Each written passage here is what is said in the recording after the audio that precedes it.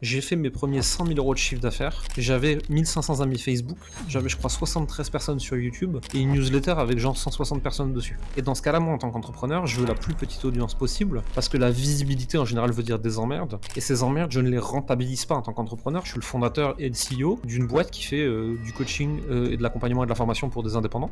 Tu m'as dit que là, tu allé sur un 2,5 millions. Je fais de l'entrepreneuriat sur le web, alias communication digitale, business en ligne et tout le bordel depuis 15 ans. Ouais, mais si ça ramène pas de clients, en fait, on s'en fout que les gens t'aiment. Vous avez le droit d'exclure de vos statistiques ceux qui branlent rien. Si je dis à tout le monde que c'est trop facile, je mens. Comment tu fais pour créer un produit exceptionnel? C'est bon, c'est parti. J'ai l'impression que c'est qu'on est en live. Comme si une fois que c'est lancé, on n'a plus le droit d'ouvrir nos gueules, tu sais? Comme s'il n'y avait Que- pas de que- derrière. comme si on disait pas de conneries, même en live. Exactement. Moi, les gens, ils ont peur de m'inviter d'habitude. Ah, moi, c'est justement pour ça que je veux t'inviter, moi. Alors, Jérémy, tu me disais tout à l'heure que tu faisais 200K en début d'année. Là, tu es Mhm. plus sur 250. Tu prévois Ouais, 300K euros par mois, hein. Je parle de CA encaissé 300 000, ouais. 300 000 d'ici la fin de l'année. Donc, c'est une trend que tu as observée et qui est en train de se vérifier de semaine en semaine, de mois en mois, avec 100% de croissance par rapport à l'année dernière. Tu m'as dit que là, tu allé sur un 2,5 millions, avec 20-25% de rentabilité, donc ce qu'on appelle l'EBITDA. Comment tu fais? C'est avant tout le premier truc pour tous les gens qui vont nous écouter et qui vont se dire ouais machin, je les connais, hein. Je fais de l'entrepreneuriat sur le web, alias communication digitale, business en ligne et tout le bordel depuis 15 ans. Cette boîte-là, qui est le sommet de l'iceberg, a 3 ans et demi. Mais j'ai pas fait ces chiffres en 3 ans et demi, je les ai fait en 15 ans en fait. J'ai eu 3 boîtes avant, un succès, un entre deux, un plantage, une revente, enfin, il y a eu beaucoup d'historique, tu vois, pour en arriver là. Derrière, aujourd'hui, c'est de bien comprendre, je pense, dans quelle étape on est à chaque fois, tu vois? Et j'en parlais à des clients là, hier ou avant-hier, je me souviens plus. 0 à 10 000, tu tout seul, tu testes des trucs. C'est vraiment ce que j'appelle, tu jettes les spaghettis au mur pour regarder où ça colle, tu aucune idée, tu testes des angles, tu testes des offres, tu testes des messages, tu testes tout. 10 à 30-40, je parle de milliers d'euros par mois, hein. 10 à 30-40, tu cherches à créer un système pour répliquer à l'échelle ce que tu as réussi à faire tout seul en bidouillant au début. Tu commences à avoir 2, 3, 4 personnes qui t'entourent, un peu des freelances, des trucs comme ça. 50 à 100, il faut appuyer sur l'accélérateur et tout va péter et il faut réparer. 100 à 200, il faut structurer une leadership team, accélérer encore plus sur l'acquisition, tout va péter et il faut réparer. Et au-delà, il faut commencer à structurer un back-end très solide parce que tu commences à avoir des enjeux de diminishing return parce que tu veux te toucher un public plus large. Donc, il faut être meilleur en acquisition, meilleur en nurturing, meilleur en conversion, mais surtout meilleur en LTV et donc en upsell, cross-sell, downsell, continuity programme, ce que tu veux, retainer. Parce que si ta LTV augmente, ton spend d'acquisition peut augmenter. Et donc, même si tu commences à avoir un peu saturé ta niche, tu peux continuer à aller chercher plus large et à éduquer des gens qui deviendront ta niche et qui mettront beaucoup plus longtemps à convertir. Et je C'est pense que quand on comprend ça, on a déjà compris pas mal de choses, quoi. tu mets le doigt sur, alors il y aura beaucoup d'anglicismes, un petit disclaimer, on fera notre maximum pour, définir tout ça. À un moment donné, il faut se résoudre, s'en remettre à l'évidence que, bah, ouais, les termes anglophones, fonctionnent mieux, sémantiquement et sont plus, malléables, sont plus maniables. Donc, deal with it. Le mec qui provoque. Mais, tu mets le doigt sur quelque chose d'extrêmement important qui est que, au début, de toute façon, ce qui va payer, c'est ta vélocité. Mmh. C'est à quel point tu, t'exécutes, à quel point tu testes des trucs, à quel point tu te la donnes, en fait. Donc en fait, au début, c'est vraiment de la brute force. C'est vraiment comme ça que je le conçois et c'est vraiment ton volume d'input qui va te permettre, au fur et à mesure, de comprendre ce qui marche. Et le deuxième truc sur lequel tu mets le doigt et qui est fondamental selon moi et à côté duquel on a tendance vraiment à passer beaucoup trop, en fait, à mon sens, en France, c'est la notion de LTV sur CAC dont tu parlais. C'est-à-dire que plus tu es en mesure de faire payer tes clients, plus tu es en mesure d'encaisser, plus derrière tu peux dépenser pour aller acquérir les clients suivants, en fait, tout simplement. Donc ce qu'on appelle le CAC, donc le coût d'acquisition client. Et en fait, toi, ce que tu es en train de dire, c'est qu'au bout d'un moment, tu as une nécessité de rationalisation de tes coûts et d'augmentation de ton panier moyen qui va te permettre ensuite d'augmenter tes coûts marketing plutôt que de les résoudre pour te permettre d'aller chercher des clients beaucoup plus chers que ta potentielle concurrence et donc de rester au devant en fait de ta dynamique de marché, quoi. C'est exactement ça. Alors, il y a plusieurs écoles là-dedans, hein. Il y a l'école de rationalisation des coûts, il y a l'école de moi, je suis plutôt de l'école de, le problème, c'est pas de dépenser moins, le problème, c'est de gagner plus. Alors bien sûr, faut pas qu'il y ait une proportionnalité, trop catastrophique entre l'augmentation de tes coûts et l'augmentation de tes résultats. Parce qu'en fait, sinon, tu es dans une espèce de hamster wheel, qui est catastrophique et qui finira par te péter la gueule. Mais moi, j'ai aucun problème à ce que mes coûts augmentent.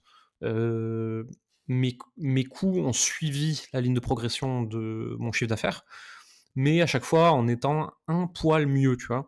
C'est par exemple, on va, x2 le CA, on n'a pas tout à fait x2 les coûts, tu vois? On a x1,5, x1,6 les coûts et cetera. Donc en fait, les volumes sont de plus en plus importants, donc on gagne de plus en plus d'argent.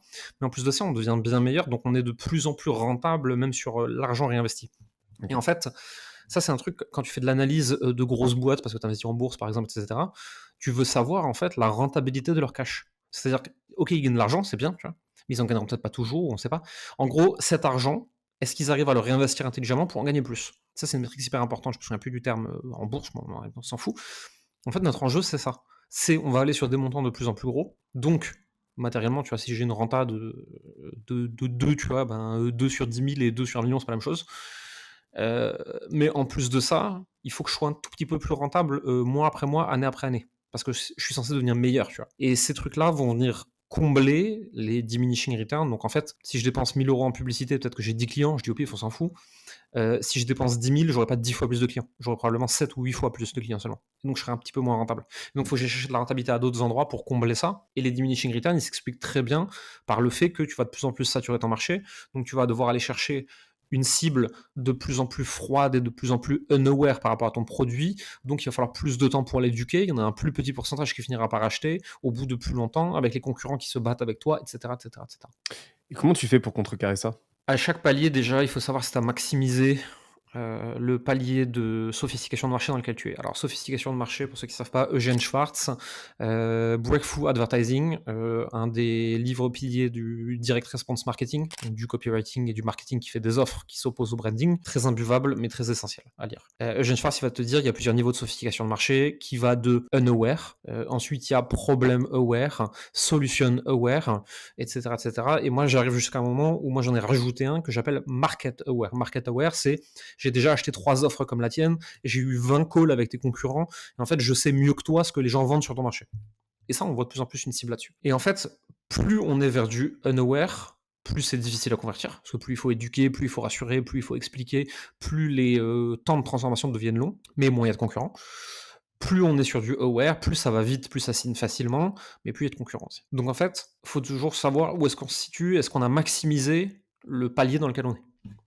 Market aware, je me bats pas pour. J'en ai rien à foutre. S'ils viennent chez moi, ils viennent chez moi. S'ils veulent pas venir, ils viennent pas. Il y a tout le marché qui se bat pour eux, m'intéresse pas. C'est une perte de temps. Donc moi, je vais aller sur du problem solution aware, ce qui représente 80% du market. Je vais essayer de massacrer ça aussi autant que je peux. Et derrière, je vais commencer à avoir des actions de communication à petite échelle et à échelle croissante sur les unaware. Et c'est pour ça qu'on voit des trucs où, par exemple, je vais dire, j'ai fait un post Instagram récemment en disant, ce mec-là a fait des millions grâce à sa passion, tu vois. Et j'ai pris un mec qui était pianiste de spectacle et de scène, un mec qui est extraordinaire et qui aujourd'hui fait plus d'1 million par mois avec des formations sur le piano, tu vois. Et en faisant ça, j'éduque le grand public en disant, on peut transformer sa passion en source de revenus. Que nous, en interne, on va appeler infoprenariat, coaching et consorts, hein, mais on peut transformer sa passion en source de revenus. Je dois aussi tempérer les attentes du grand public pour pas me faire attaquer demain matin par les journalistes et compagnie en disant, attends, lui il fait 1 million, ça veut pas dire que tu vas faire pareil. Lui c'est un des meilleurs pianistes au monde, machin, blablabla, il est entouré par les meilleurs marketeurs. Mais imagine si dans ton lit en slip avec ton téléphone et ta passion, tu pouvais déjà faire juste 100 balles par mois. Ce serait pas trop cool? Et donc en faisant ça, j'éduque mes futurs clients. Ton concept de réussite ordinaire. Ouais, c'est ça. OK. Qui est très important pour nous parce que déjà, on y croit vraiment. On cherche vraiment à maximiser des résultats normaux de tous et pas de miser 100% de notre boîte sur les fulgurances. Mais en plus de ça, dans un monde où nos métiers sont quand même très mal vus, être celui qui dit viens, on commence par faire 500 balles par mois et ensuite 1000, ensuite 1500, et pas celui qui dit 25 000 € par mois en 90 jours en partant de zéro avec ton téléphone, même si tu comprends pas Internet. En fait, juste, je suis conscient du pays et du continent sur lequel je suis. Et à un moment, les organismes d'État vont venir dire stop. Ils ont commencé, mais de plus en plus ça arrivera. Et c'est normal, en fait, c'est sain, tu vois. Ben, moi, je veux être du côté où je me sens confortable en me disant que ces organismes d'État, quand ils vont venir défoncer tout le monde, moi, au pire, ils vont me dire, monsieur, ça et ça, bon, faites, vous pouvez faire mieux, franchement, on attend mieux de vous, mais où je me sens pas en danger, tu vois. parce que j'ai jamais fait de merde. Et donc je tends vers ça et je tends vers une éducation saine qui est peut-être moins rentable à très court terme, mais le sera beaucoup plus à très long terme. En fait, tu fait d'un adage, marketing, qui relève du bon sens, commerçant, un des pans de ton ADN de boîte, qui est, sous promet sur délivre, en fait, tout simplement.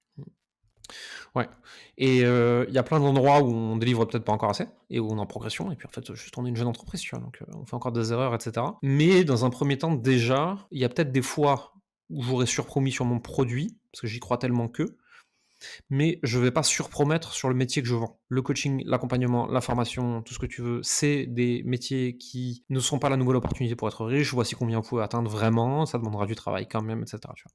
Et en fait, je ne veux pas surpromettre sur l'opportunité, ça c'est le plus important. Parce que comme ça, je me sens droit dans mes bottes le matin quand je démarre le boulot.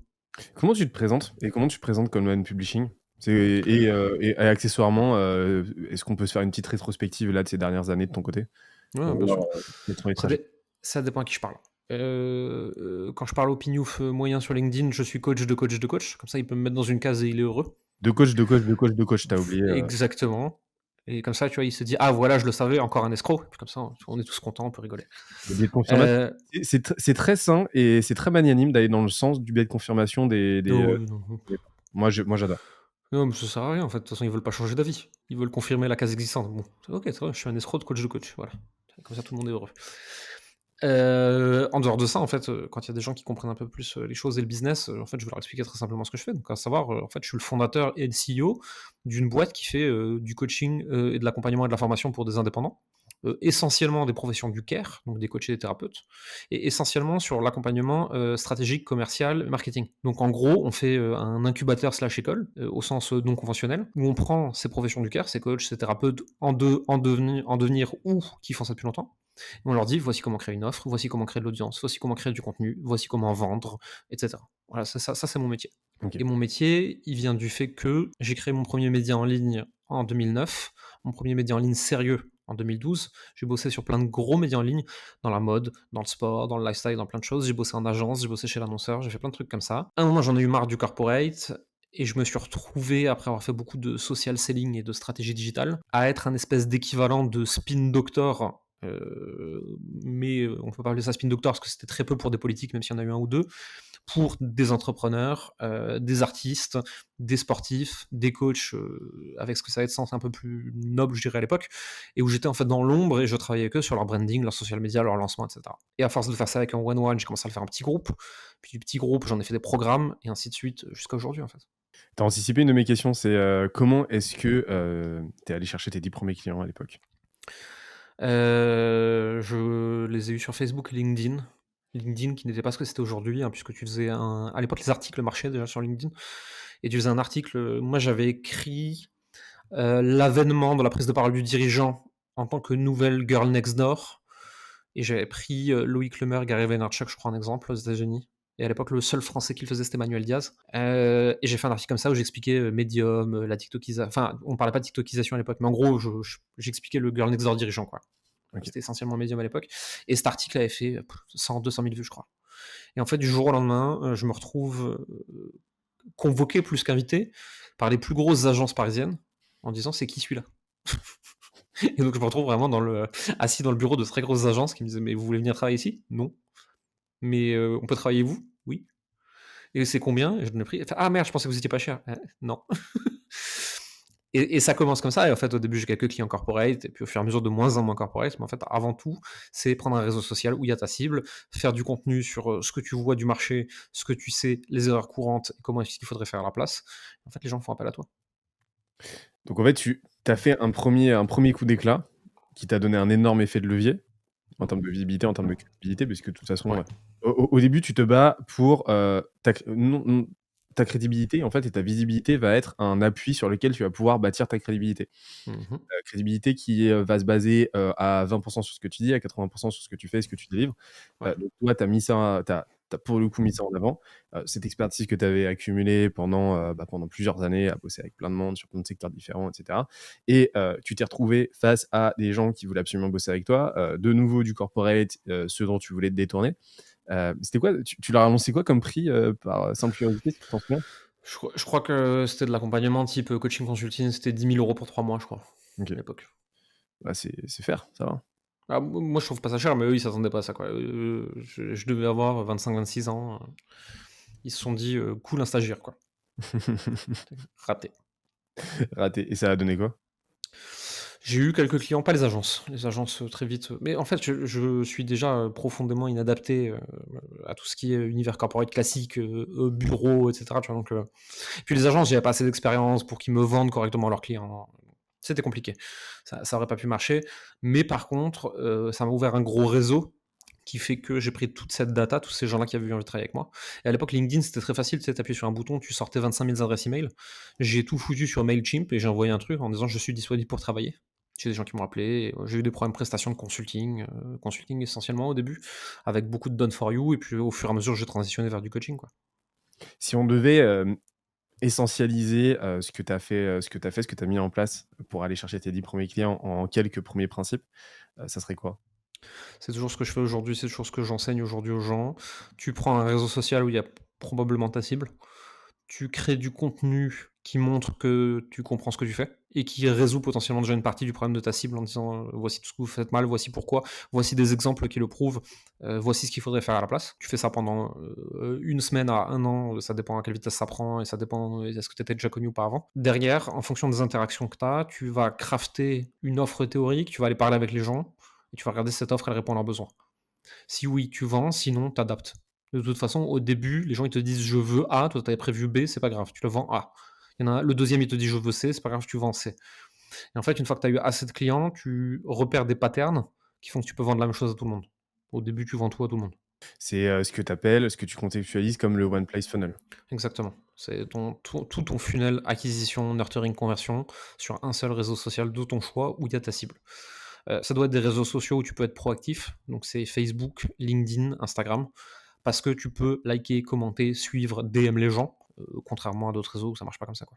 Et tu recommanderais pas donc nécessairement, la, Gary Vaynerchukance, de, bombarder partout, tout le temps et d'arroser Ça comme ça. ça sert à rien au début puisque tu sais pas ce que les gens veulent et donc tu vas faire du contenu que personne ne veut et tu OK. vas, signaler aux algorithmes que tu es inintéressant, OK.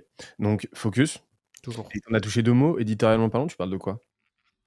Ça dépend de ce que tu fais comme métier initialement, mais tu parles, de ta cible et de leurs problématiques. Tu parles de ton expertise métier et comment elle se manifeste en analysant des choses que tu as observées et cetera, et tu parles de, cas clients concrets, et si, tu en as pas encore, en fait, tu inventes des cas clients. Tu dis, «Je vois souvent problème, voici comment je l'aurais résolu», tu vois? Et en fait, en faisant ça, tu montres que tu comprends ton univers de marque, que tu comprends ton expertise métier et que tu es capable de rentrer dans le détail, de résoudre des vrais problèmes. Tu fais ça assez longtemps, c'est pas ça qui va te développer une méga audience top of funnel, mais ça va te développer une petite audience de gens qualifiés qui sont prêts à convertir. C'est quoi ta vision là aujourd'hui, de, la tension permanente au niveau du contenu, et de la conception que les gens se font du contenu entre Mmh. justement, le top funnel, c'est-à-dire, maximiser la visibilité? Tu as vraiment 2 écoles. Tu as l'école, top funnel, comme on pourrait la définir, qui se base sur, un postulat, qui est que plus de visibilité, plus de vues égale plus de clients. Mmh. Et l'autre, plus, basé sur, une logique, bottom funnel, donc le bas du funnel, où ton objectif c'est pas, de d'attirer le chaland, c'est, de parler à une audience la plus précise possible, en axant ça sur le fait que toutes les vues ne se valent pas et que donc forcément, ça va aller de pair avec, une utilisation de métriques complètement différentes, une mobilisation de métriques différentes et des partis pris éditoriaux différents. C'est quoi ta vision du truc là aujourd'hui? Après, des années d'accompagnement, de création pour toi-même, Mmh. C'est quelque chose que j'ai expliqué sur Marketing Square dans un épisode récemment où j'étais invité. C'est une discussion que toi et moi on a eue, dans le précédent épisode qu'on avait fait ensemble. Je serai toujours partisan de la petite audience qualifiée et donc pas du méga top of funnel, mais ça ne veut pas dire que c'est mal. Ça veut dire, en fait, ça dépend de ce que tu vends et de quel est ton vrai métier. Il faut bien différencier et il faut bien séparer influenceur et entrepreneur. Ça ne veut pas dire qu'il y en a des 2 qui est mal, attention, c'est juste pas le même job. Influenceur, tu veux le plus d'audience possible parce que le produit, c'est cette audience que tu revends à des marques. Et donc, tu fais des opérations d'influence et tu es payé pour. Ainsi, tu veux le plus d'audience possible sans que ce soit une audience trop TikTok, parce que bon, là, tu peux rien en faire, mais globalement, tu veux toucher le plus de gens possible. Donc, tu parles de la fois où Tata Simone essaie de te décourager, comme l'entrepreneuriat, c'est injuste. Ton but, c'est d'être le plus connu possible. À côté de ça, si tu es entrepreneur, ton but, c'est la rentabilité de tes abonnés et de ton audience. Ton but, c'est pas d'avoir des fans, c'est d'avoir des clients. Et je sais que les gens, ils veulent corréler les deux. Oui, mais s'ils sont fans, ils achètent. Non, pas forcément. Ils achètent s'ils ont un problème, en fait. S'ils sont fans, mais qu'ils n'ont pas de problème, super, ils t'adorent, mais ils achètent pas. Et dans ce cas-là, moi, en tant qu'entrepreneur, je veux la plus petite audience possible, parce que la visibilité, en général, veut dire des emmerdes. Et ces emmerdes, je ne les rentabilise pas en tant qu'entrepreneur, je les rentabilise seulement si je suis influenceur. Donc l'influenceur, être le plus connu possible, avec des polémiques ou pas. L'entrepreneur, être le moins connu possible, mais seulement par une niche prête à acheter, une toute petite audience prête à acheter, et avec le moins de polémiques possible, parce que tu as autre chose à foutre. Donc moi, ma philosophie, même si aujourd'hui, au stade où j'en suis, elle tend à changer, mais pour moi-même et de manière générale, c'est la plus petite audience possible de gens qui achètent. Et moi, j'expliquerai toujours aux gens, j'ai fait mes premiers 100 000 euros de chiffre d'affaires, j'avais 1500 amis Facebook, j'avais, je crois, 73 personnes sur YouTube et une newsletter avec genre 160 personnes dessus. C'est tout. J'ai fait 100K avec cette audience-là. Et si je m'étais concentré sur une grosse audience, j'aurais probablement pas pu le faire. Et encore l'année dernière, ma chaîne YouTube avec 5000 abonnés, elle faisait déjà 100K de chiffre d'affaires. Mon compte Instagram avec 7000, il en faisait autant. Aujourd'hui, je suis enfin arrivé au stade où plus d'audience veut dire plus d'argent pour moi. Mais j'ai 30 personnes qui bossent avec moi, j'ai 250 clients, j'ai des moyens financiers pour rentabiliser cette audience différemment. Et donc aujourd'hui, devenir plus connu devient plus intéressant pour moi. Ça n'a pas été le cas jusque-là, et pour la plupart des gens qui nous écoutent, c'est pas le cas en fait. C'est cool parce je vois qu'on se rejoint carrément sur notre théorisation du contenu et des différents jeux sous-jacents au contenu. C'est-à-dire que moi, je vois trois jeux différents, en fait, trois archétypes de créateurs. Je vois, comme tu l'as dit, l'influenceur qui va optimiser. Il a optimisé pour la rentabilité, enfin pour la visibilité, justement pas la rentabilité, pour la visibilité, qui va optimiser pour les métriques afférentes au réseau sur lequel il est. Tu vois, la vue, l'engagement, le like et tout. Tu vas avoir le leader d'opinion qui, lui, veut être numéro 1 sur une thématique. Je prends souvent comme exemple Jean-Marc Jancovici, par exemple, sur l'énergie décarbonée. Où l'objectif, en fait, c'est vraiment de se bâtir une street cred et de créer l'association d'idées de branding qui va faire que tu vas penser instantanément à cette personne dès que tu évoques la question de sa thématique. Et dernièrement, tu as l'entrepreneur qui, lui, n'a d'autre velléité que de vendre, tout simplement. Son but, c'est de vendre. Et donc, toutes les métriques qui relèvent du jeu de l'influenceur sont pas à proscrire, mais à regarder de façon très, très, très subsidiaire, parce qu'en fait, elles indiquent très, très peu. Et on le voit, hein. Enfin, moi, petit retour d'expérience, j'ai jamais eu des portées aussi pourries sur LinkedIn. C'est-à-dire qu'il y a 1 an, quand j'étais encore brinque-ballant quant au jeu auquel je jouais et rempli d'ambiguïté et que j'avais pas en fait fait cette écologie mentale de me poser ces questions-là et que je pensais en fait jouer à un jeu d'entrepreneur, mais qu'en fait je jouais à un jeu de pseudo-influenceur, Mhm. j'ai jamais généré autant de leads. Euh, C'est-à-dire qu'on a fait plus Ça m'étonne pas. 160% entre Q1 2024 et ces 3 derniers mois, quoi. Et donc, alors, il y a plein d'autres choses qu'on a mis en place depuis, mais et qui rentrent en ligne de compte. Hein. C'est pas que mon contenu LinkedIn, mais mon contenu LinkedIn, c'est un petit peu la locomotive éditoriale qui va dicter derrière ce dont on va parler sur tous nos autres canaux et sur tous nos autres piliers. Donc, il y a quand même une très, très, très, très forte corrélation qui est limite, je pense, causale, quoi. Et en fait, ouais, du haut de ma modeste expérience, je l'ai vraiment observé de mon côté. Même si jouer le jeu de l'influenceur m'a vraiment servi pendant une période, très cool, m'a permis de compenser des lacunes de clarté de message parce qu'on était en R&D. Là, aujourd'hui, je vois vraiment la différence et je peux que encourager les entrepreneurs à se concentrer là-dessus. Et comme tu l'as dit tout à l'heure, il y a 3 piliers en fait dont tu dois parler. Tu n'as pas besoin de parler de ta live, tu n'as pas besoin de parler de Tata Monique. Parle du problème que tu adresses, pourquoi c'est important de le résoudre, qui est concerné, quel est le coût d'opportunité aussi, agiter le problème. Parle des solutions et de ta solution, de ce que tu proposes. Donne tous tes secrets en fait. Il y a vraiment aucune rétention d'informations à opérer là-dessus.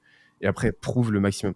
Prouver, c'est-à-dire démontre ton expertise, partage des cas clients, des témoignages, et tu bourrines en fait. Et après, c'est une histoire de volume. Et pas regarder les stats.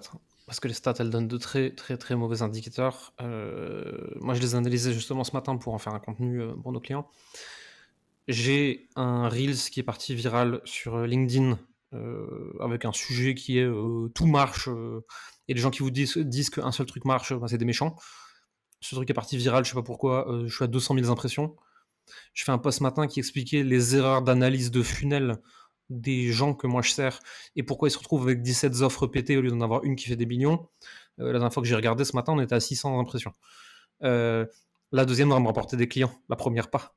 Mais on est très vite encouragé à aller vers le truc où tout le monde te dit waouh, comme t'es inspirant, oh, regarde, je t'aime trop, je t'ai partagé. Ouais, mais si ça ramène pas de clients, en fait, on s'en fout que les gens t'aiment. Ça sert à rien. Et je le répète souvent, si t'es là pour être aimé, change de job. Deviens soit une bouteille de tequila, soit Mickey à Euro Disney. Mais t'es pas dans le bon métier, en fait. De toute façon, être entrepreneur, créateur et s'exposer sur les réseaux sociaux, si t'es là pour l'amour du public, tu vas être très vite déçu. Tu vas finir très malheureux. Les gens t'aiment pas. Ils s'en foutent de toi. Donc faire attention à ça, quoi. Mais tu sais ce que c'est, moi, un des signaux faibles qui m'a fait comprendre que là, il y avait peut-être un problème. C'est que tous les week-ends, et coucou à elle, je sais pas si elle nous écoute, et d'ailleurs, ça serait un problème qu'elle nous écoute. Tu vas comprendre.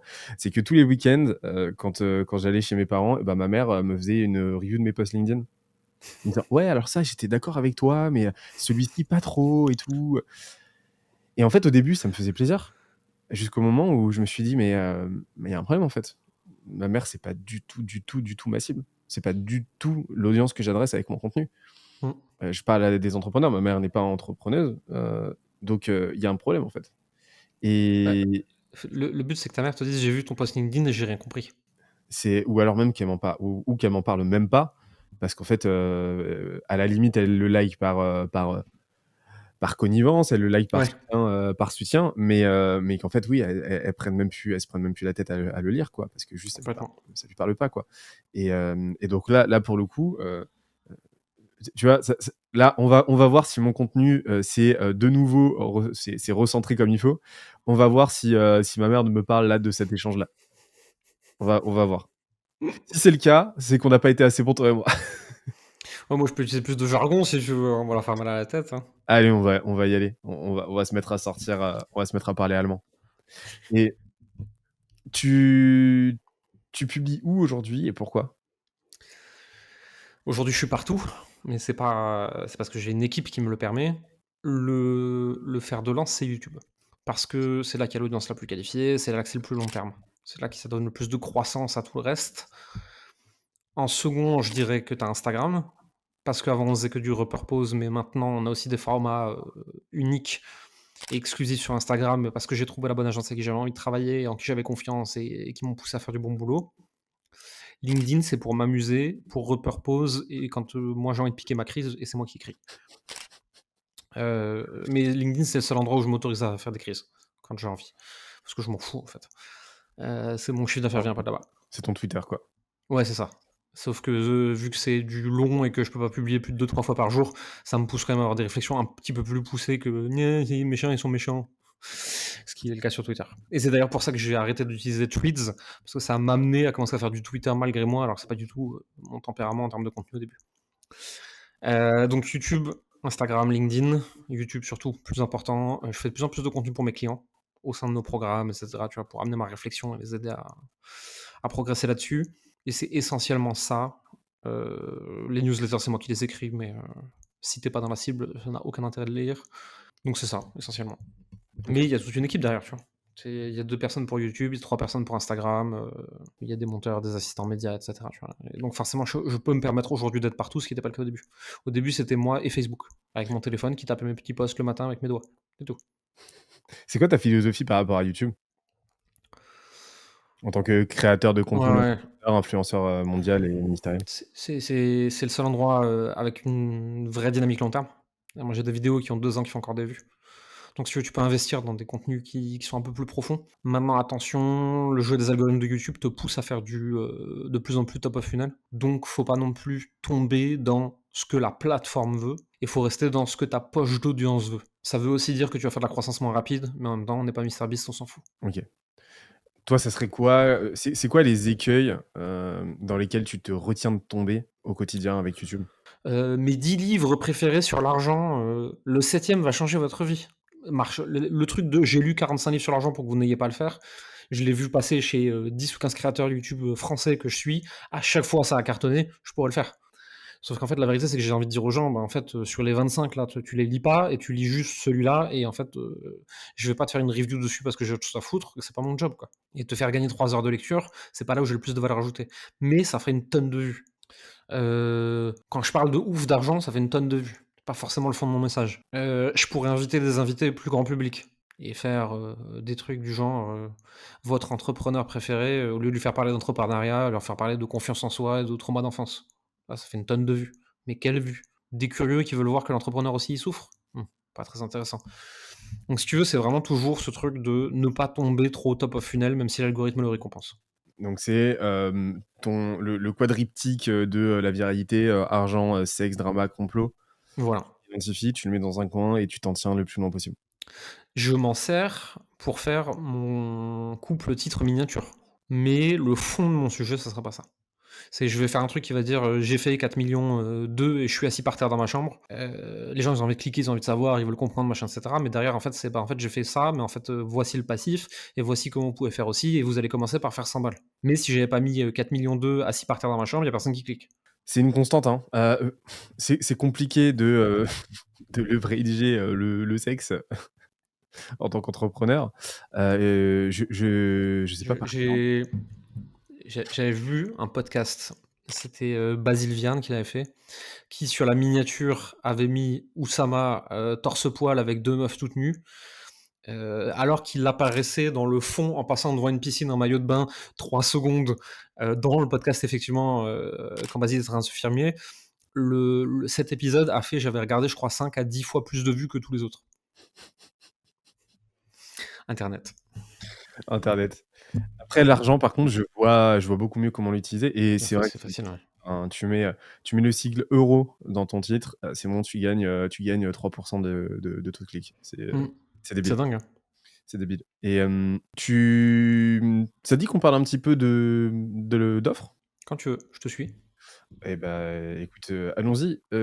En France, on est particulièrement, nuls en ce qui concerne, le design de l'offre. C'est terrible. C'est terrible.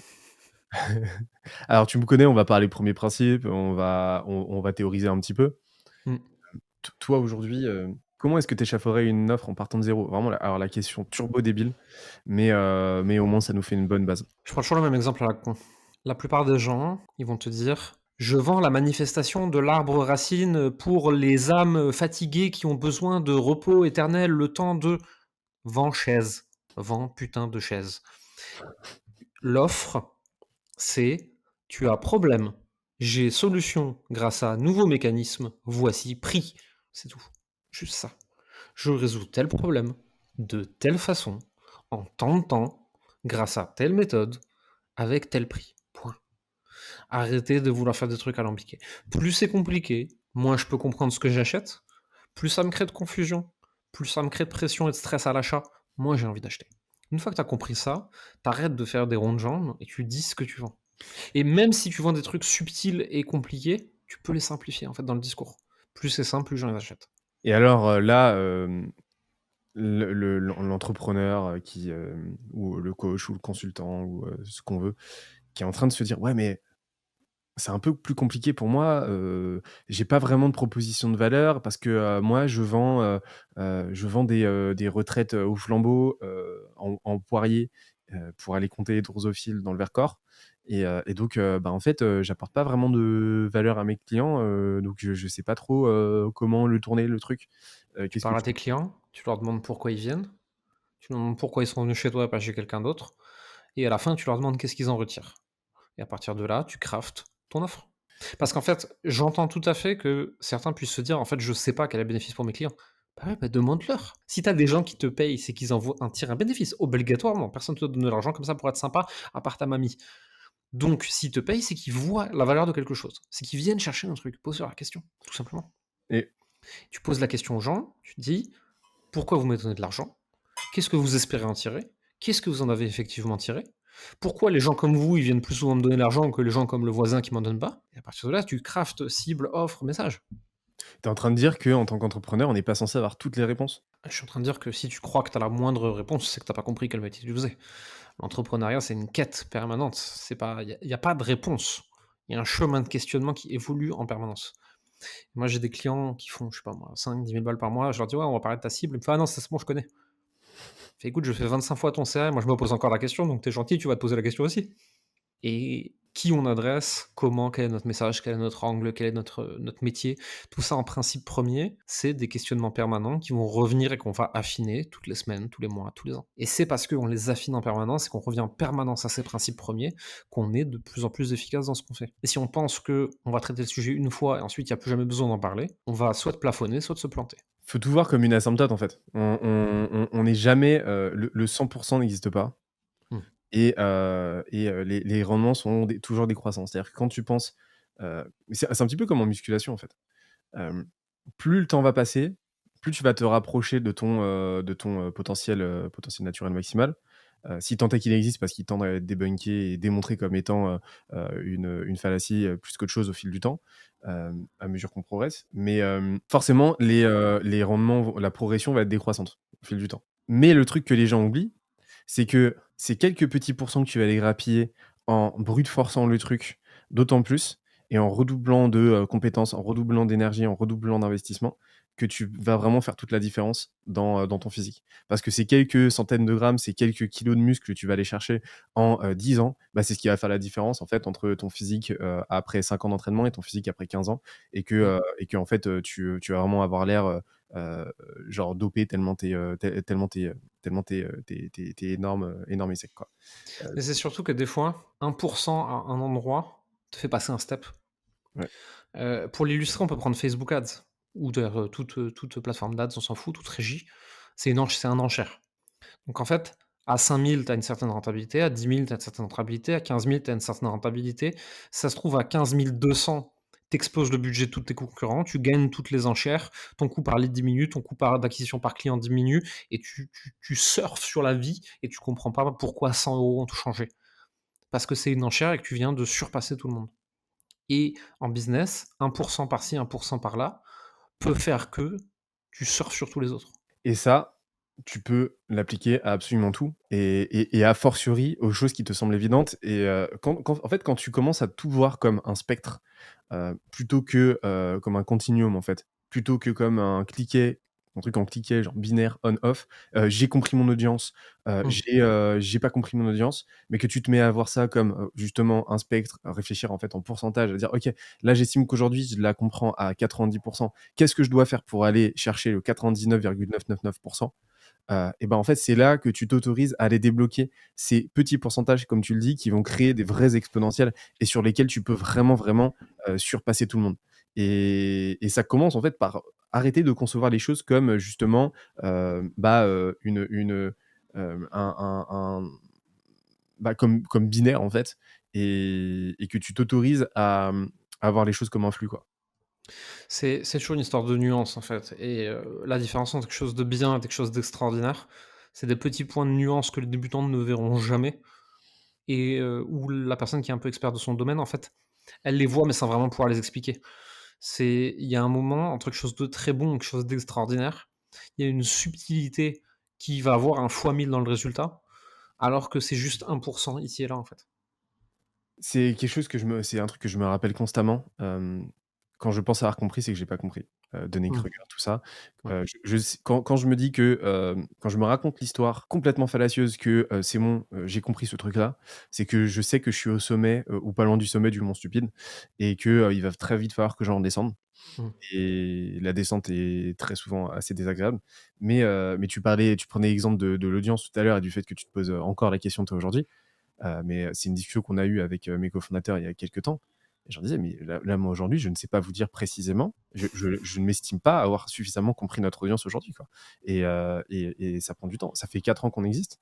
On en est à, plus de 500 clients, on a arrêté de compter, la compagnie. Je ne sais pas encore te dire précisément, qui est notre client idéal. J'ai des idées, hein, je vais pouvoir, trianguler autour, mais par contre te faire le portrait robot, exact psychographique, démographique de notre client idéal? Je ne sais pas. Donc effectivement, quand, un prospect vient nous voir et nous lâche que: «Oh non, c'est bon, ça j'ai compris, je sais à qui je m'adresse», on va reprendre les bases, en fait, parce que, rien n'est cliqué, en fait. Ouais, et il y a un niveau de ça qui est encore beaucoup plus dur.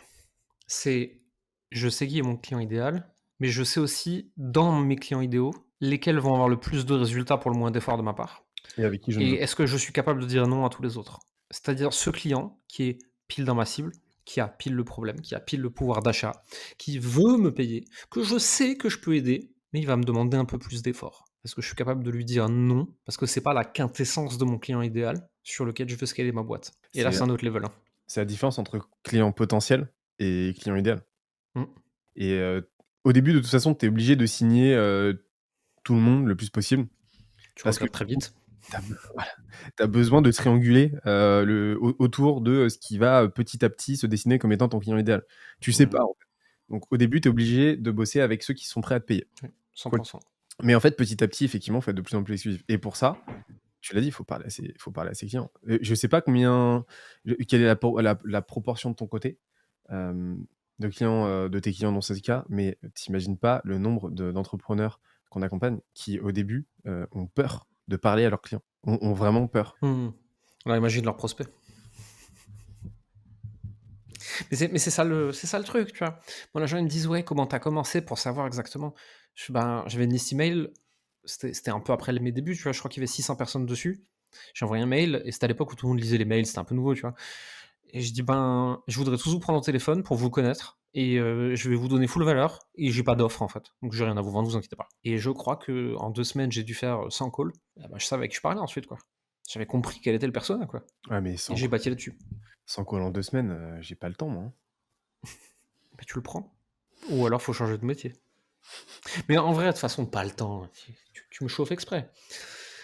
80 de ce que les gens font ne sert à rien, on pourrait le jeter. C'est pas parce qu'on reste 12 heures derrière son ordi qu'on travaille. On est en train de se rassurer de ne pas avoir de résultats en disant: «Oui, mais je travaille dur, donc ça va finir par payer». Il y a pas de corrélation entre la souffrance et les résultats. Tu peux avoir des résultats en 1 heure par jour, tu peux avoir 0 résultat en 12 heures par jour. Travailler plus ne rend pas plus riche, ça rend plus fatigué. Donc foncièrement, si tu travailles pas sur des trucs qui ont du levier, framework input-output, ça ne sert à rien. Donc en fait, tu vires 80 des trucs à la con que tu fais. Oui, mais mon site, oui, mais mon logo, oui, mais machin, on s'en bat les couilles. Tu vires ça et tu te concentres sur le seul truc qui compte, parler à des humains, leur faire des offres. C'est tout. Tout le reste est inutile. Et à la rigueur, ce que tu peux faire en plus, c'est des choses qui te permettent de parler à plus d'humains et leur faire plus d'offres. Donc le contenu. C'est tout. N'attends pas que quelqu'un au-dessus de toi, en tant qu'entrepreneur, vienne te dire, quoi faire, parce que ça n'arrivera pas. Et le nombre d'entrepreneurs qui, se comportent comme des postes salariés, en fait, avec exactement le même mode de fonctionnement, à attendre un deus ex machina qui vient, leur dire quoi faire et qui vient leur indiquer la marche à suivre et qui végète, en fait, un petit peu en attendant à s'occuper. C'est juste considérable et c'est affolant, en fait. Et hem et qui, derrière, forcément, pour, survivre, à leur di enfin, pour survivre à l'évidence, rentrent dans une dissonance mais colossale et en fait, passent leur journée à échafauder, des excuses.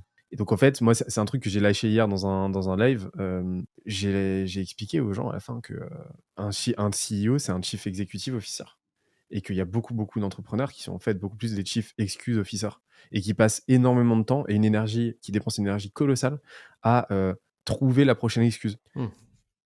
et le niveau de toxicité est colossal. Et ça fait beaucoup de fois le terme colossal dans la même phrase, mais parce que c'est colossal. Tu peux avoir des excuses ou des résultats, rarement les 2 en même temps. Et tu sais, c'est, l'anecdote de copywriting que je raconte tout le temps là avec le VRP, le fermier et le chien. Avec le VRP qui débarque à la ferme, le fermier est assis sur son porche avec son chien à côté, le chien il hurle, il hurle, il hurle, il hurle, le VRP il dit: «Putain, qu'est-ce qu'il y a votre putain de chien? Pourquoi il gueule comme ça, quoi?» Le mec il fait: «Bah, il est assis sur un clou, et pourquoi il se lève pas ce con? Ah, il a pas encore assez mal». Et en fait, tu auras des excuses jusqu'à ce que le fait de rester dans ta situation merdique soit plus douloureux que le passage à l'action. Et là, ça change Toi tout. toi, en tant qu'entrepreneur, comment tu fais? Parce qu'on est tous, très vacillants, c'est un pendule, hein. On oscille tous entre, l'excuse et l'exécution.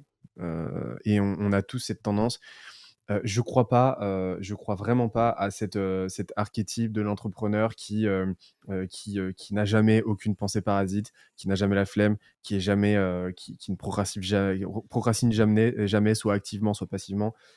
Pour moi, ça n'existe pas et en tout cas, j'en ai pas croisé un seul, ou alors, celui qui me l'affirme, c'est un mytho. Donc, comment toi, au quotidien, tu fais? Quel mécanisme tu as mis en place pour, justement, survivre, outrepasser ce besoin-là qu'on a de se trouver des excuses, parce que excuse égale statu quo égale confort, et pour t'éviter justement de t'ensevelir un petit peu dans des barrières mentales, En dans fait, du stoppant, quoi.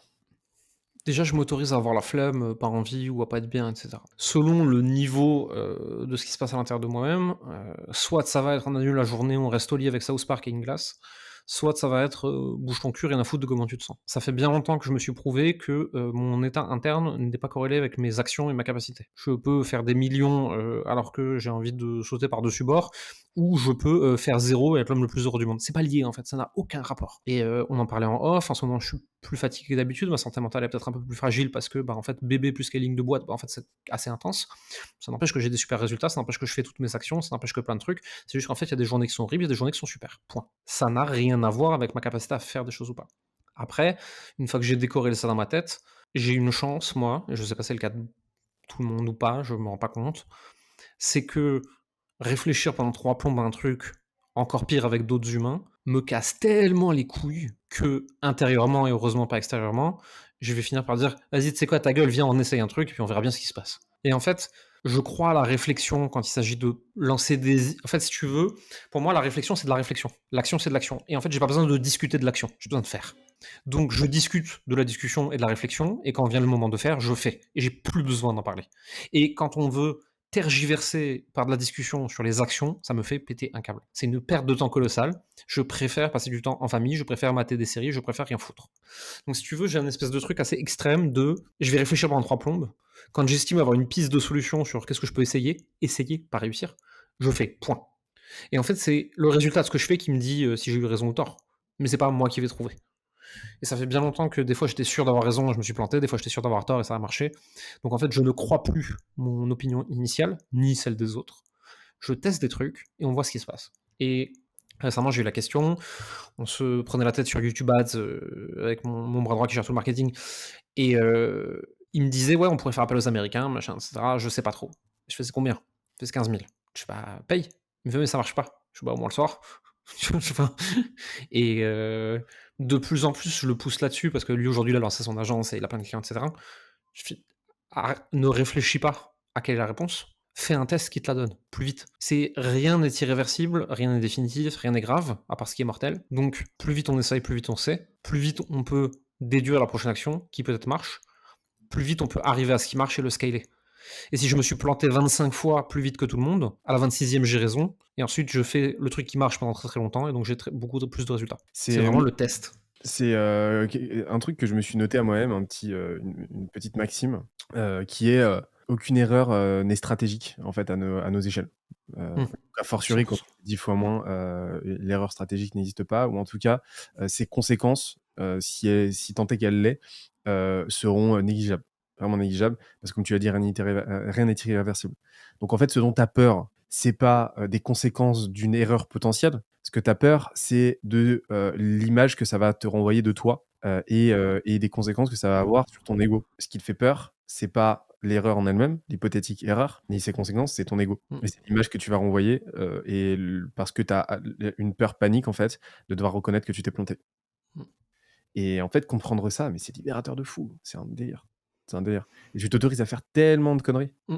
Ouais, puis, enfin, ça m'est arrivé plein de fois, tu vois. Je mets des tickets, mais des tickets fous sur des idées, tu vois. Et les gens me disent, ouais, alors, ça a donné quoi? Ouais, c'est de la merde. Ah, mais du coup, on a perdu du temps. Ouais. Et ça t'énerve pas? Si. Mais du coup, bah, je leur ferai plus. Et en fait, j'ai perdu 20 000 ici pour éviter de perdre 200 000 la prochaine fois. C'est pas grave, c'est rentable du coup comme erreur. Hormozy avait fait une bonne analogie avec ça. Ça me dérange pas de perdre 10 000 balles sur des mauvaises pubs si ça me permet de trouver la bonne. Parce que sur la bonne, je vais mettre 100 000 et je vais faire 1 million. Et donc, j'aurais perdu 10 000 pour faire 1 million. C'est pas cher payé. Le principe Pareil, de le principe de l'effet de levier couplé à la gratification différée, quoi. exactement. On parle un petit peu d'ads. Je crois que tu touches un petit peu, non? Un petit peu. Tu étais déjà venu sur la chaîne d'ailleurs, on en avait parlé, mais j'aimerais bien qu'on Avec Kevin, ouais, on a fait un c'était épisode dessus. c'était sympa. Tu as débloqué 2-3 trucs, hein. Je crois que depuis la dernière fois, tu as, cerné 2-3, tu cerné 2-3 notions qui t'échappaient à l'époque, de ce que j'ai compris. On en avait parlé en off, qui a fait péter tes résultats. Mmh. Là, aujourd'hui, bah, s'il y avait une mise à jour à faire, ce serait quoi ton 101 en pub, en ligne? Le 1er truc, et c'est un copain qui me l'a dit, c'est la pub, c'est l'entrée de ton funnel, c'est pas ta putain de profession de foi. Donc en fait, en pub, tu dis ce qui marche, ce que les gens ils veulent entendre, point. C'est une pub. Tu vois, c'est, quand tu regardes, la pub pour, Ushuaïa, tu as bien compris que la meuf, elle prenait pas sa douche avec le produit fluo sous une cascade. Ça les a pas empêchés. Quand tu regardes la pub Cartier, tu as bien compris que le collier qui devient un léopard qui court à travers tout l'univers Cartier pour devenir une bague à la fin, c'est pas vrai. On te vend l'univers de marque. Et ben, c'est la même chose pour une pub sur, Facebook Ads, LinkedIn, ce que tu veux. Tu es une entreprise avec une mission, avec un produit. La pub est là pour toucher le prospect dans ce qu'il est en train de se dire et pour l'attirer dans l'univers de marque. Une pub ne sert qu'à ça. Oui, mais je me sens pas aligné, ta gueule. C'est pas une question d'alignement ici. L'alignement, c'est dans ton produit. C'est à la rigueur dans ton système de vente même, on peut le mettre. La pub, c'est pour attirer l'attention. Point. Barre. Tu fais ce qu'il faut et ce qui marche pour attirer l'attention. Et tu peux le faire bien, tu peux le faire propre, tu peux le faire sans mentir, sans tricher, etc. Tu vois. Moi, j'ai une pub qui a marché pendant très très très longtemps qui disait ceci est une publicité payante pour attirer ton attention vers un atelier gratuit pour ensuite te vendre un truc. Pas un problème, tu vois. Donc déjà, une fois que tu as compris ça, tu peux faire des créas beaucoup plus intéressantes. Parce que tu as compris quel était le but de la pub. Le but de la pub, c'est d'attirer l'attention. Point. C'est le plus gros blocage. Et derrière, aujourd'hui, la technicité des régies publicitaires, tout est fait automatiquement par les algorithmes. Demain, il y aura des IA par-dessus. Le seul truc qui a du sens, c'est la créa. La créa, pas la créa sexy, mais la créa où elle a un copywriting qui est adapté aux problématiques et aux pensées de la personne en face. Donc en fait, et tu veux acheter une chaise, regarde, super chaise, elle est mieux que les autres chaises, voici pourquoi. Clique ici pour en savoir plus. C'est tout en fait. Et t'as pas besoin de faire un truc fou. C'est, tu veux toucher des gens qui sont dans une réflexion d'achat au moment où ils le sont, avec les bons mots, à savoir ceux qui sont en train de se dire dans leur tête. Ta pub ne sert qu'à ça. Donc c'est ça qu'il faut faire. Ce dont tu parlais tout à l'heure, avec le direct response en fait, où tu vas cibler en majorité des gens qui sont à minima conscients de leurs problèmes horaires. Mm. Toujours. Toujours. Sinon c'est de l'éducation. L'éducation, tu le fais en organique, tu le fais pas en pub. Donc ça coûte trop cher. Donc on va pas éduquer le marché. On peut éduquer le marché, avec une grosse chaîne YouTube, on peut éduquer le marché avec ses reels sur Instagram, on peut éduquer le marché en douceur avec LinkedIn, on peut éduquer le marché en faisant des podcasts, en faisant des conférences, en faisant tout ce que tu veux. Mais la publicité, ça coûte cher. La publicité, elle est de plus en plus chère. Donc la publicité, il faut la rentabiliser. Pour la rentabiliser, il faut que tu aies un retour sur investissement publicitaire de au moins, grand minimum, 1,5 à 30 jours et 2, 3, 4, 5, 6, 7 à 90 jours. Et donc pour ça, il faut s'adresser à des personnes qui sont dans la réflexion d'achat. Ça veut pas dire qu'ils vont acheter dans une semaine, tu vois. Mais ça veut dire que ces gens-là, dans 3, 6, 9 mois, ils vont acheter. Et donc, c'est des gens que tu n'es pas là pour éduquer. Enfin, en tout cas, ils sont pas unaware. Ils sont à grand minima problem aware. Peut-être qu'ils sont pas encore solution aware, et c'est pas grave. Là, on va les éduquer cette partie-là. Mais il faut qu'ils aient conscience qu'il y a une problématique et qu'ils soient en questionnement de comment est-ce qu'elle pourrait être résolue. Sinon, ils sont trop loin. C'est comme si tu me disais, je vends des pacemakers à des gens qui ont une anomalie cardiaque mais qui sont pas au courant. Ça veut dire que tu vas devoir leur expliquer que ça existe, tu vas devoir les faire venir pour un check-up, tu vas devoir les convaincre qu'ils en ont une, tu vas devoir ensuite les convaincre du bien fondé de ta solution, et qu'en plus tu vas devoir les convaincre de débloquer le budget pour. Moi, je préfère vendre des pacemakers à des gens qui sortent de chez le médecin, qui savent qu'ils ont un problème, et qui sont déjà en train de se demander s'ils veulent ma marque ou celle du voisin, quoi. En publicité. En organique, tu peux te permettre des cycles de vente plus longs, on s'en fout. En publicité, tu as besoin de rentabiliser. Ça serait quoi c'est quoi ta checklist, si tu en as une, hein, pour, une bonne pub?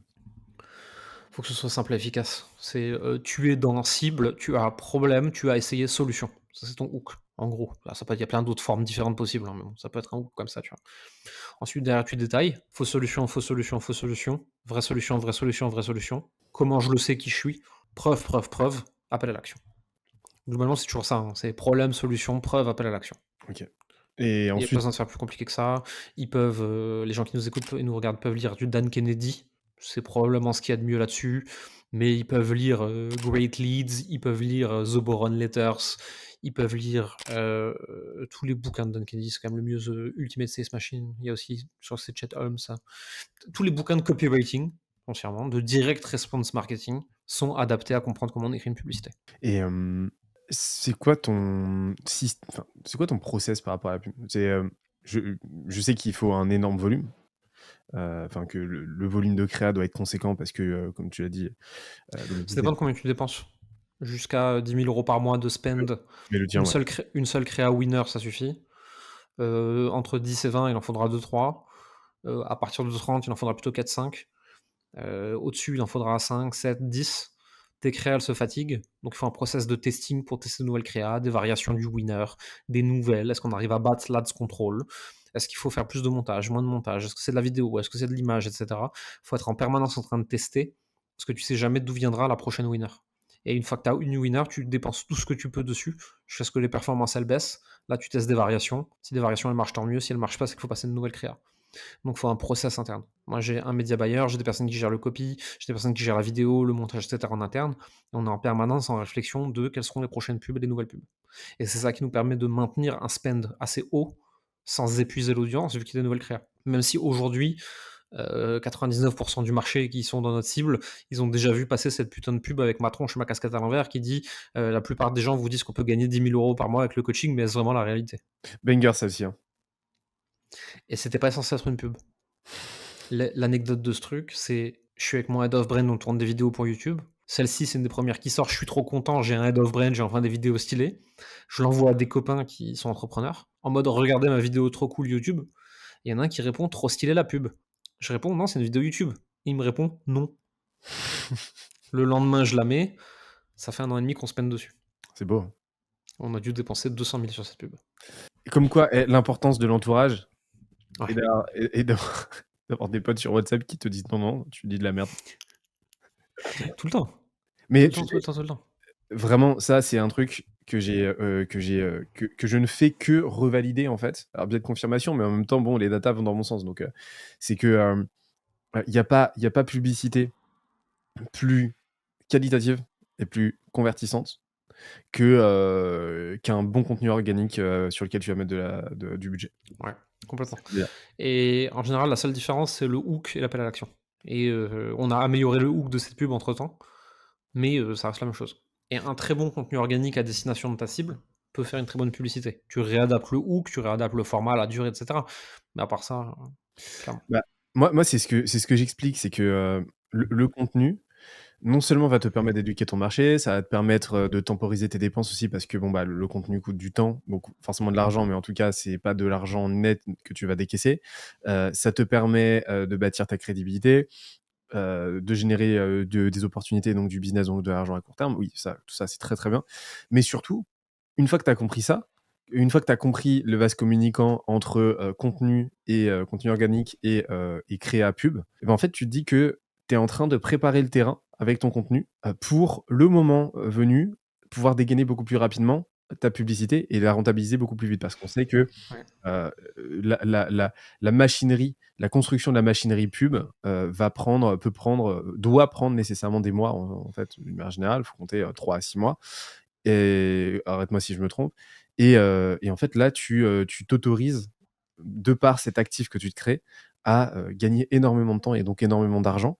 Pourquoi? Bah, parce que tu vas pouvoir directement récupérer ton top 5 contenu, et en faire tes premières dizaines de tests en fait. Tout dépend de la magnitude de tes expérimentations et la quantité de contenu que tu as publié. Mais en tout cas, tu vas d'ores et déjà savoir ce que tu vas pouvoir utiliser comme créa. Et nous, c'est ce qu'on a fait avec Skilesia et ce qu'on continue de faire, c'est qu'on récupère systématiquement le top 5 de notre contenu, ce qui a le mieux marché en organique et en fait, on en fait des créas, pour nos pubs. La Mmh. plupart du temps, on réutilise exactement le même visuel, peu ou prou le même copywriting à 90, juste effectivement, on change peut-être le hook, peut-être le CTA, mais ça marche à chaque fois et on a des taux, mais de malade mental. Et en plus de ça, comme ça suffisait pas, on est dans une ère où les gens n'achètent pas sur une simple pub. Ils cliquent sur ta pub, ils rentrent dans ton tunnel, et puis ensuite ils vont sur ta chaîne YouTube, et puis ensuite ils vont sur ton LinkedIn, puis ensuite ils lisent ta newsletter, et puis ensuite ils tapent ton nom dans Google, et à la fin, on se dit: «Ah, ils viennent de Google». Non, ils viennent de ta pub. C'est juste que c'est pas là qu'ils ont acheté. C'est juste le premier point de contact. Moi, je le vois aujourd'hui en search sur le mot-clé Jérémy Coleman ou Coleman Publishing, Fast and Slow, bronze, des trucs comme ça. On a un ROAS de 11, je crois. Parce qu'en fait, les gens qui tapent, c'est des gens qui veulent acheter. Pourquoi est-ce que quand ils tapent mon nom dans Google, ils veulent acheter? C'est parce qu'en fait, ils m'ont vu à 12 endroits et à la fin, ils vont me chercher directement là où je suis. C'est beau, hein. Donc l'organique est une machine à pub, mais en plus de ça, c'est une machine à augmenter la rentabilité de tes pubs. Parce que c'est une machine à confiance. Et de toute façon, organique et pub vont ensemble. Ça serait C'est pas un ou, c'est un et. C'est pour moi le triptyque, quand tu te lances et même a posteriori, le triptyque gagnant en B2B, c'est contenu, setting, prospection Mmh. et ensuite, une fois que tu as tout ça, et là, tu peux dégainer, sur une échelle de temps plus ou moins longue, de l'Ads pour accélérer tout ça. Ouais, bien sûr. Mais, Et puis là, au début, en fait, tu peux juste faire, du SEA sur, les quelques mots-clés autour de ta boîte. Tu peux, juste faire du retargeting de ton audience organique, mais avec un CTA beaucoup plus punchy, tu vois? Je repars de zéro, je suis pas pressé, tu vois? Je fais une chaîne YouTube, je fais des bêtes de contenu, aucun appel à l'action, rien à vendre, tranquille, genre vraiment je full value. Derrière, je fais du retargeting des vues YouTube avec un CTA de porc. Mais ma chaîne YouTube, tout est gratuit, tout est gentil, tout est beau, tout est full value et derrière, je fais des pubs où je te tabasse, quoi. ça serait une bonne punchline à mettre sous ton nom, sur LinkedIn. Mon nom a un ROAS de 11. Faudrait que je vérifie la stat exacte, ça se trouve, c'est plus. 11,4. Ouais, c'est ça. Ça serait bon ça. Tu me ferais plaisir si tu le faisais. Tu sais que je suis capable, mais après les gens, ils comprennent déjà pas ce que je fais dans la vie, donc bon. Je crois que j'ai mis quelque part, je sais pas si je l'ai mis sur LinkedIn ou si je l'ai mis que sur, YouTube, mais sur YouTube, je crois que j'ai mis, «Je vous apprends à faire pousser l'arbre à argent». Je trouve ça drôle, en fait. Les gens ils me disent: «L'argent, il pousse pas sur les arbres». Si, tu as pas le bon arbre, c'est tout. Et moi, je t'apprends. Je crois que je l'ai pas mis sur LinkedIn parce qu'ils comprendraient pas la blague, mais je crois que je l'ai mis sur YouTube et Facebook. Je t'ai fait rire là, j'espère. Je t'ai entendu rire donc je sais que tu fakes pas ce genre de truc. Je peux Non, te trigger là? vas-y, vas-y. Oui, mais moi c'est différent. J'ai envie de mourir à chaque fois que j'entends cette phrase. C'est les petits flocons de neige, les «oui, mais moi je». Bah, faut qu'on en parle. Ouais, je leur réponds à chaque fois la même chose en fait, c'est, tu crois que tu es unique et différent parce qu'on t'a dit que tu étais un petit flocon de neige merveilleux en tant qu'humain et en fait, tu différencies pas, ta personnalité à l'intérieur de ton âme et encore, l'unicité là-dessus, on pourrait en discuter des heures. Mais c'est surtout qu'en fait, ta problématique d'entrepreneur, on l'a vu, 9 557 fois juste la semaine dernière. Tu es pas unique, tu es pas différent, tu as les mêmes problèmes que tout le monde à cause des mêmes peurs et des mêmes doutes que tout le monde. Fais ce qu'on te dit, fais ce qui marche, et à la rigueur, si tu penses que j'ai tort, applique à la lettre et ensuite viens me montrer que je suis con. Mais tant que tu as pas appliqué, sachant que j'ai 15 ans d'ancienneté et que toi tu as 3 semaines et donc j'ai plus de chances que toi d'avoir raison, tu as tort. Et puis surtout, enfin, si tu réfléchis de façon très logico-mathématique, ça serait quand même une excellente nouvelle de pas être unique. Ah non, mais quelle horreur d'être unique, attends, ça veut dire qu'il faut tout inventer par soi-même, il faut tout tester par soi-même, son chemin n'a jamais été emprunté par personne, il va falloir se casser la gueule sur tous les cailloux sur le chemin, non merci. Donc qu'est-ce qui est le Moi plus j'aime bien les chemins empruntés par d'autres, hein, ils sont plus faciles. Moi, c'est la question que je retourne. J'aime bien, répondre aux incohérences par des questions, maïeutique socratienne. Ça marche tellement bien que le mec s'est fait buter, donc bon. Hem, En gros, je pose la question de mais, OK, donc là, il y a 2 champs des possibles, en fait. Qu'est-ce qui est le plus souhaitable selon toi entre, effectivement, que tu aies raison, hem, tu es unique, pour toi, c'est différent. C'est-à-dire que, personne n'a jamais rencontré cette problématique-là avant. Personne ne s'est jamais retrouvé dans ta situation. Auquel cas, bon, bah, bon courage parce que là, bah, moi, je peux pas t'aider et personne ne pourra t'aider. Donc c'est toi face à toi-même. Ou alors que, tu te trompes, que, en fait, ta problématique, plein de gens l'ont déjà vécu et qu'en fait, bah, c'est une super nouvelle parce que, bah, ces gens-là, c'est peut-être pour certains, c'est leur expertise et donc ils seront très, très contents de t'aider à les résoudre et ils t'aideront à le résoudre en, 10 fois, 15 fois, 20 fois moins de temps que ce que ça te prendrait à le faire tout seul. Dans l'absolu, laquelle des 2 options est la plus souhaitable pour toi en tant qu'entrepreneur? En général, il y a un petit silence. Tu ouais, tu oublies un point, c'est que les gens te disent qu'ils veulent des résultats, mais ce qu'ils veulent, c'est avoir raison et confirmer leurs croyances existantes. Donc et c'est pas forcément conscient, c'est souvent inconscient même. Ils préfèrent avoir zéro résultat, mais pouvoir se dire: «Ah voilà, je le savais, si ça marche pas, c'est parce que pour moi ça ne peut pas marcher, c'est pas parce que je branle rien et que je suis blindé de trouille». C'est pour ça que là, moi, je me suis déjà au préalable, tu as tout à fait raison, et c'est pour ça que je me suis au préalable donc, assuré que je parlais à un chief executive officer ou Mmh. aspirant et pas un chief executive officer. En général, de toute façon, les gens à qui je suis amené à poser cette question-là, c'est des gens, qui ont passé un certain nombre de filtres, tu vois? C'est nos clients, ça se passe plutôt bien. Mais oui, tu as 1000 fois raison et à partir du moment où de toute façon, tu te rends compte que, l'entrepreneuriat, c'est, la pire démarche intellectuelle, la pire approche intellectuelle que tu puisses avoir quand tu entreprends, c'est de chercher à prouver que tu as raison. Bah, tu comprends qu'en fait, il y a un vrai premium à chercher à avoir, à reconnaître ses torts le plus souvent possible. Parce que plus tu vas éliminer tes torts, bah, plus tu vas finalement pouvoir te diriger, ce vers quoi tu as raison et capitaliser là-dessus. Mais ça passe par Ouais. retourner les pierres, en fait. Avoir tort, ne pas croire que tu sais. Putain, ça, je l'ai entendu tellement de fois dans tellement de calls de vente. «Ah non, mais ça, je sais, je l'ai déjà fait, je l'ai déjà essayé, t'inquiète, je connais». Ah oui, mais si tu connais, pourquoi moi j'ai 27 fois ton chiffre d'affaires? Visiblement tu connais pas si bien que ça, quoi. Ou alors tu connais mais tu en fais rien et c'est encore pire. Toujours Et cette je sais, j'ai raison, je suis unique, tous ces narratifs, identitaires, voici ce que je mets derrière moi-même, voici le petit pyjama d'identité d'individu que j'enfile le matin en me levant et tous ces trucs-là, de toute façon, ça t'empêche d'être entrepreneur. C'est tous ces trucs-là c'est sur la spirale dynamique, si tu veux, c'est du bon gros bleu bien dogmatique. Et tu commences à être un entrepreneur à partir de orange, c'est au-dessus de bleu, c'est après. C'est quand tu commences à être drivé par le résultat et donc tu fais des actions pour avoir le résultat et pas pour avoir raison et confirmer le dogme initial. Et en termes de niveau de conscience, je pense pas que tu puisses être dogmatique et être entrepreneur. Enfin, à moins que tu aies eu un coup de chance et ton dogme correspond à un truc qui marche et tu t'es enfoncé dedans, et donc ça te pètera la gueule bien plus tard.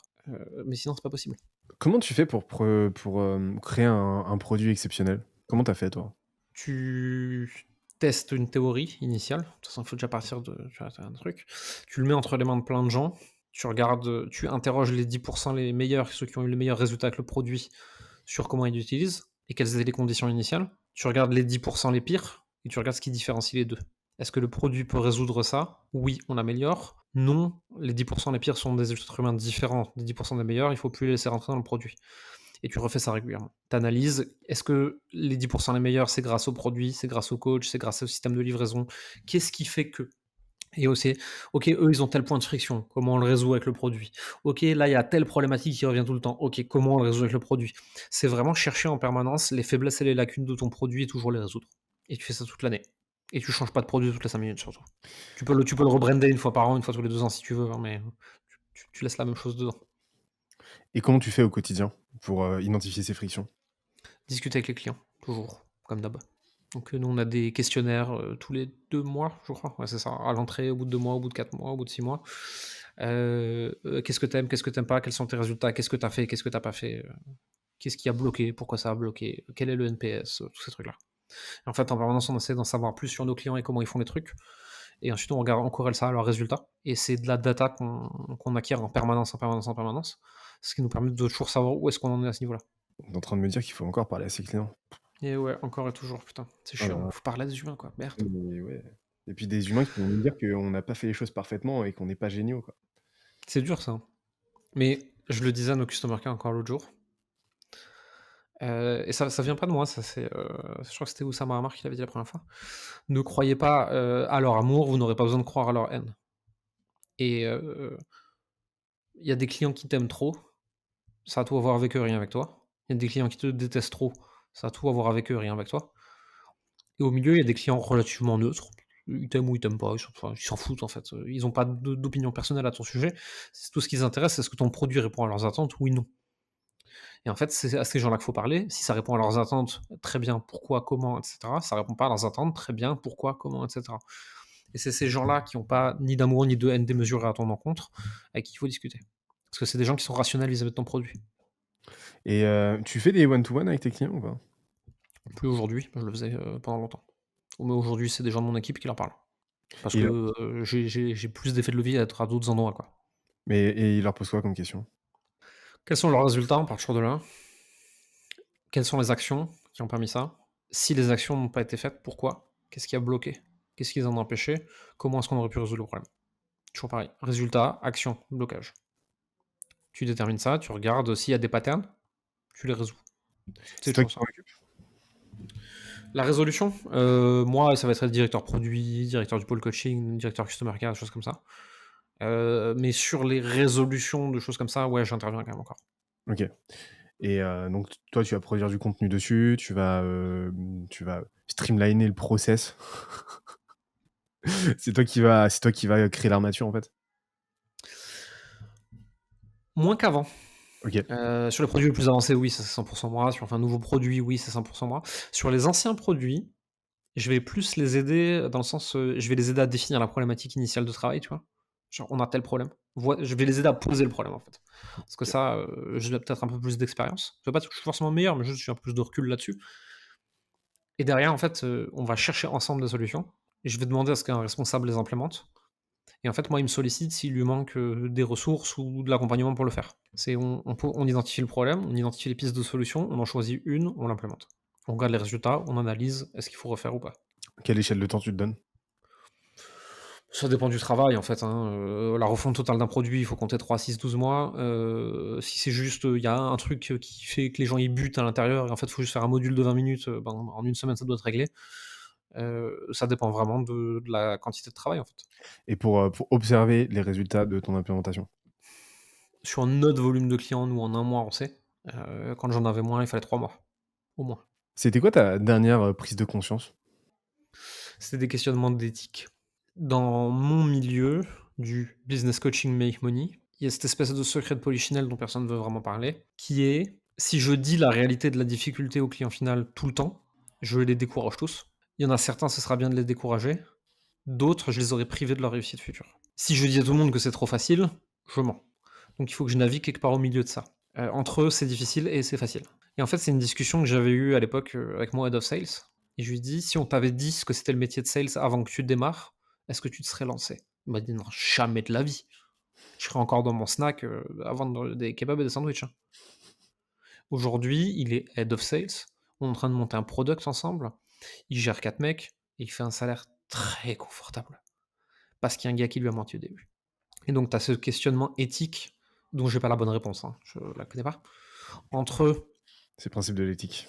ouais, si je mens un peu, je t'aide à oser. Si je mens pas du tout, j'effraie des gens qui auraient pu réussir. Mais si je mens un peu trop, ben, en fait, je vais envoyer droit dans le mur des gens qui auraient pas dû se lancer. Et où est-ce que je me situe dans mon marketing et dans ma vente sur de quoi tu as vraiment besoin en termes de transparence au début. Moi, je dis pas aux gens à quel point ça va être facile ou dur parce que ça, c'est très personnel. Par contre, je suis 100 transparent sur le temps et les actions nécessaires. Et derrière, ce que je fais beaucoup aujourd'hui, moi, c'est je leur donne des moyennes. Nos 200 derniers clients ont bossé tant, ils ont eu tant de résultats au bout d'1 mois, 2 mois, 3 mois, 6 mois, 12 mois, les pires, c'est ça, les meilleurs, c'est ça. Décide ce que tu veux en déduire. Je prends pas ta responsabilité.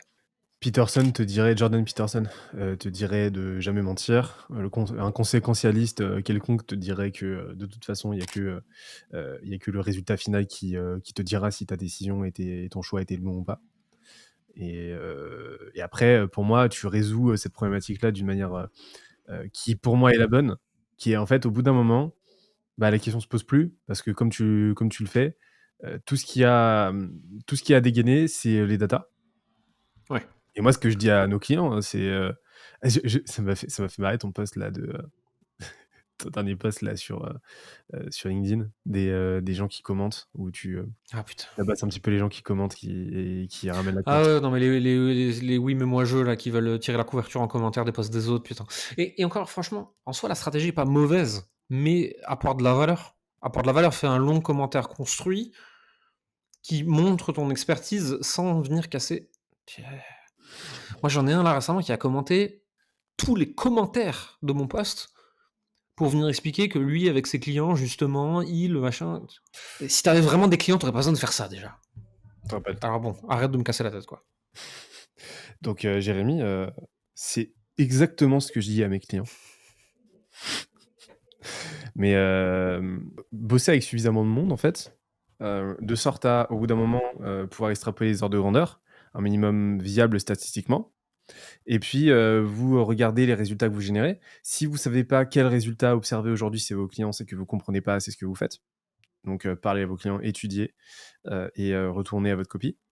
Parce que tout corrèle à un moment donné à des outputs, donc à des métriques métiers, à des outcomes, donc à des retombées d'argent, soit Ouais. j'en gagne, soit j'évite d'en perdre, toujours. En B2B, en tout cas, toujours. En B2B, oui, systématiquement et même en B2C, en fait, c'est pas de l'argent, c'est du temps, c'est Ouais, des émotions, c'est plein de trucs, en fait, hein. exactement. Donc toujours, toujours, toujours et en fait, bah, vous calculez, la moyenne, la médiane des résultats obtenus. Donc quels résultats vos clients obtiennent en moyenne, la médiane, donc pareil, même si la moyenne reste quand même plus intéressante et puis après, en fait, l'écart types. C'est-à-dire, bah, le client C'est qui a obtenu c'est combien il a c'est obtenu et celui c'est qui en ça a obtenu. l'information intéressante, hein. Ouais, C'est, voici la moyenne, voici le meilleur, voici le pire. exactement et en fait, quand tu te retrouves face à un prospect et que tu lui dis que, bah, le meilleur client ever chez vous a obtenu ça, qu'en moyenne, les gens obtiennent ça et que le pire du pire a obtenu ça, et que, bah, ça, idéalement, bah, il est, supérieur à, l'investissement. En fait, le client, voit, derrière la décision comme, quelque chose de très, logico-mathématique encore une fois, et très transactionnel. Il y a plus de questions derrière, d'éthique ou, d'omission, de travestissement de la réalité qui se posent. Tout simplement parce que là, on est face à, quelque chose de très, chiffré, de très concret et de très analytique et en fait, pourquoi on se retrouve face à, ces questionnements-là? Bah, c'est uniquement parce qu'on se retrouve, on souffre de lacunes, de data et que l'objectif, en fait, en tant qu'entrepreneur, c'est de tout faire pour aller générer cette data. Pourquoi Harvard aujourd'hui est introllable, au niveau des admissions et qui peuvent se permettre des taux, des fees de malades? Parce qu'en fait, ces data, ils les ont, quoi. Donc ils sont en mesure de dire: «OK, bon, bah, voilà, le taux d'employabilité chez nous, voilà le taux d'employabilité à 6 mois, 12 mois, 18 mois, voilà, le salaire, moyen, et avec écart type, le moins, le plus, de nos étudiants, à, 12 mois, et donc voilà en quoi c'est un gamble, c'est même pas un gamble, voilà en quoi c'est juste un investissement avec un retour qui est avéré, quoi. Si tu fais, derrière ce qu'il faut et si tu drop out pas, pour monter Facebook et en fait, le truc, c'est que, bah, par empressement, par, gratification instantanée, on ne s'autorise pas à aller générer cette data et à tracer des courbes. Oui, ça prend du temps, oui, c'est douloureux, mais en fait, s'autoriser à bâtir cet actif-là, bah, c'est s'autoriser, à, gagner à long terme et j'ai mis du temps à le comprendre. Complètement et si vous êtes dans le consulting, l'éducation, la formation, que vous soyez Harvard ou pas, vous avez le droit, sans que ce soit, mal, d'exclure de vos statistiques ceux qui branlent rien. Parce que dans ce cas-là, leur échec est leur responsabilité, plus la vôtre. Ça ne veut pas dire qu'il ne faut pas, vous améliorer en disant: «Pourquoi ils ont rien branlé? Qu'est-ce que j'aurais pu faire pour empêcher ça? Ou est-ce que j'aurais pas dû laisser rentrer cette personne?» Mais quand on veut jauger de la qualité d'un produit, on juge de sa qualité sur ceux qui l'ont utilisé et ça me paraît important. Et un gros marketeur, du SaaS, pourrait t'objecter que, «Ouais, mais en fait, tu as pas su l'activer». Tu lui réponds quoi? Que, va dire ça à des écoles traditionnelles, qu'elles ont pas réussi à activer un étudiant.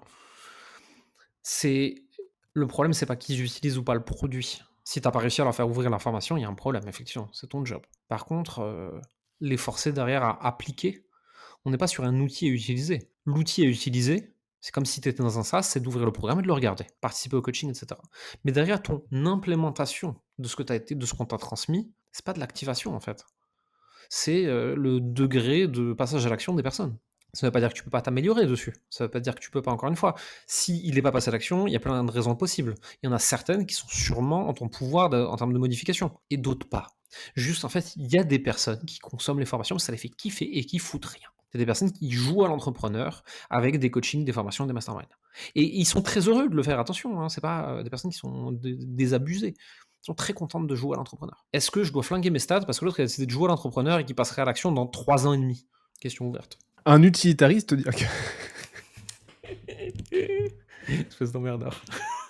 Ça serait quoi les 3 conseils avant qu'on rende l'antenne à Sébastien Coé? Ça serait quoi, les 3 conseils que tu donnerais, aux entrepreneurs qui nous écoutent encore à cette heure-ci? Parce que vous écoutez, le podcast exactement à la même heure que nous.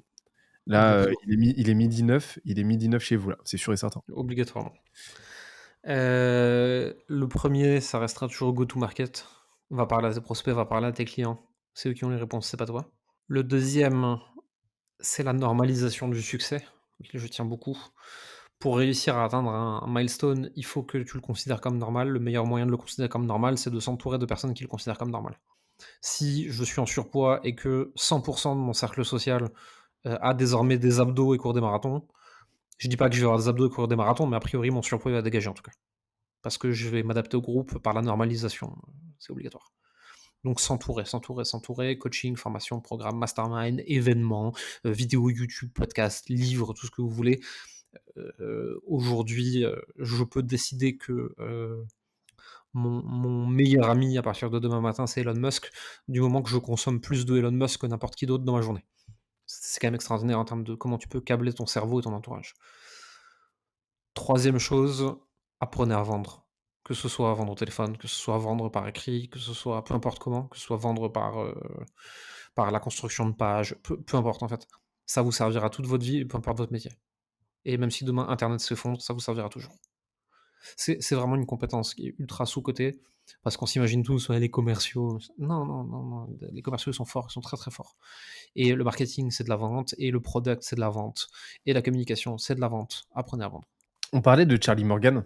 Je rebondis sur ce que tu viens de dire. On Ouais, parlait bien de sûr. Charlie Morgan, très sous-coté. Même si bon, c'est vraiment un Sam Ovens Ouais, de 2018 ouais, avec, avec un accent britannique et à Dubaï, quoi. Mais ouais. non, son contenu est très très cool et dedans il explique que sa backstory c'est d'être un ancien joueur hardcore de WoW, de MMO en fait. L'analogie avec l'entrepreneuriat se tient tellement.